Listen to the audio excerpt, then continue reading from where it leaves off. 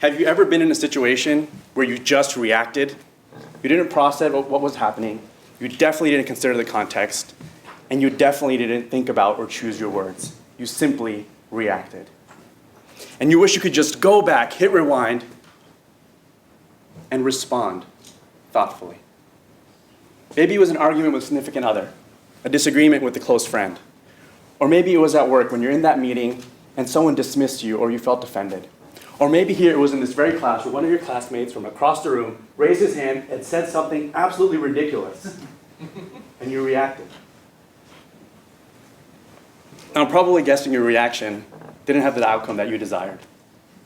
My wife will tell you that when I react and don't respond, it gets worse. A lot worse. And you wish you could just go back and respond, not react. Like many 16-year-old boys going to high school here in the US, when I was that age, the three most important things to me at that time were sports, and wait for it, sports. And around 16 and a half, you could probably update that list to read sports, girls, girls, girls, and more sports. I was definitely a late bloomer. Now, my sport was soccer. I was the poster child for Adidas, where all day I dream about soccer. I would doodle soccer balls in my notebook, and I would play soccer at any chance I could get.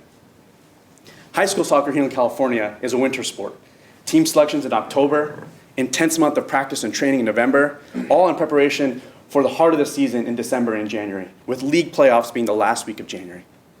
Heading into January, our team was undefeated. We were excited. Expectations were super high. Personally, I was playing at my best. I was leading our team in goals scored. We were pumped, and we knew we'd be facing our toughest opponents in the month of January. Small complication. Ramadan, or the Islamic month of fasting and self-purification, also fell during January that year. Now, to be honest, I didn't really think twice about it. I would do Ramadan, and I would do soccer. And I know a lot of you are probably thinking, well, that doesn't make any sense. Not eating and drinking during the day for 30 consecutive days for an incredibly active young person, probably not the smartest thing. But like I said, I wasn't concerned. I look forward to Ramadan every year. It was my mental, physical, and spiritual boot camp. And I loved soccer. You couldn't keep me off that field. I would do both. Fast forward 3 weeks. It's the last week of January, it's the last week of Ramadan, and we're about to head into league playoffs. And so our coach, Coach Molina, who was an intimidating man just about as wide as he was tall, gathered the team as he would before any stretch of important games. And instead of talking about team strategy or what the lineup would be or what our opponents look like, he brought the team together and said, "Lads, Iqbal," and he always referred to us by our last names for some reason, "Iqbal has been fasting for the past 3 weeks, and Coach and I have been wondering what that feels like. And I know we have a tough week ahead of us, probably the most important week of your lives up to this point, but Coach and I have been wondering what it would feel like to experience what Iqbal's been feeling. And we're going to fast alongside of him for the next week. And we ask that each of you consider fasting alongside him, even if it's just for a day or two." Both my coaches and each and every one of my 18 teammates fasted alongside me for the next week. My peers and my mentors accepted me for who I was and how I chose to practice my faith. It was an incredibly powerful moment in my life, and it's helped shape who I am today. But more importantly, it's helped shape how I interact with and impact others. My teammates and coaches stood alongside me in complete solidarity. I was different, perhaps even strange, but they chose to respond with complete love and understanding rather than react out of fear. We're faced with an everyday choice: respond or react. Oftentimes, we find ourselves thinking, hey, I react all the time. It's part of my genetic makeup. It's a throwback to my reptilian brain. We react when we feel fearful, when we're concerned, when we feel uncomfortable, insecure, defensive, or protective. When we react, we have emotion. And our actions and our words just tend to come out. But reacting is rarely in our best interest. Responding, on the other hand, it's hard. It's an actual choice. It takes effort. Responding requires us to have a more authentic perspective, to have a higher level of thinking. But it's worth it.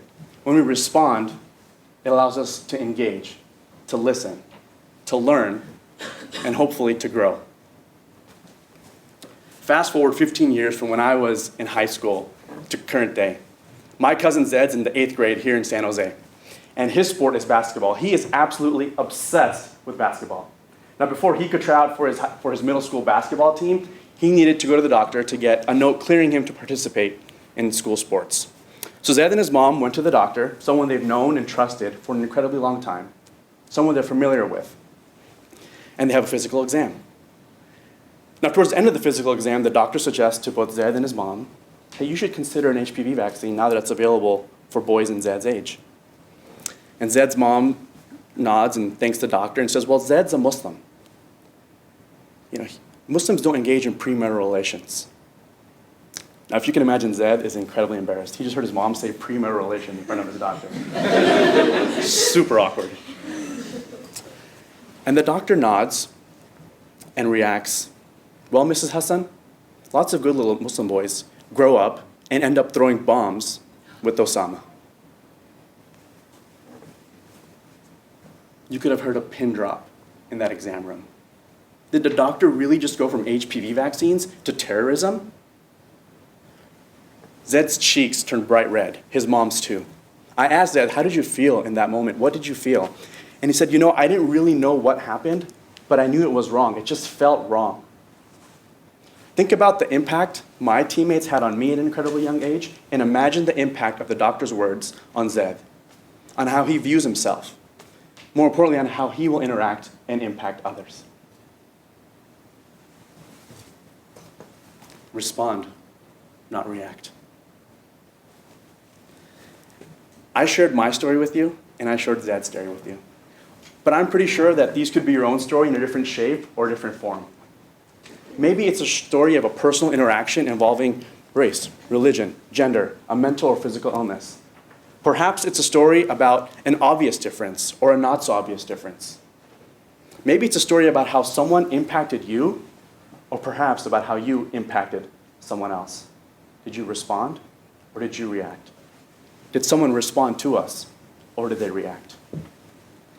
As we strive to change lives, change organizations, and change the world, I ask that we make every personal interaction an opportunity to make an impact, to really be present in the moment, and to respond thoughtfully.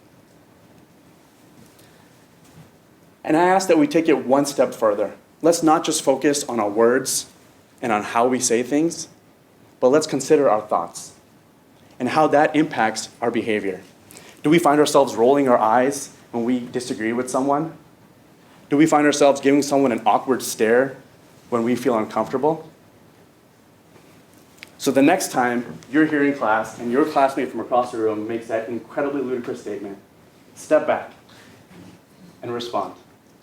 And when you're at that business meeting and it's been a long, long day and that one person who always has to disagree raises her hand and starts making that point, fight that urge to just shut off and listen and respond.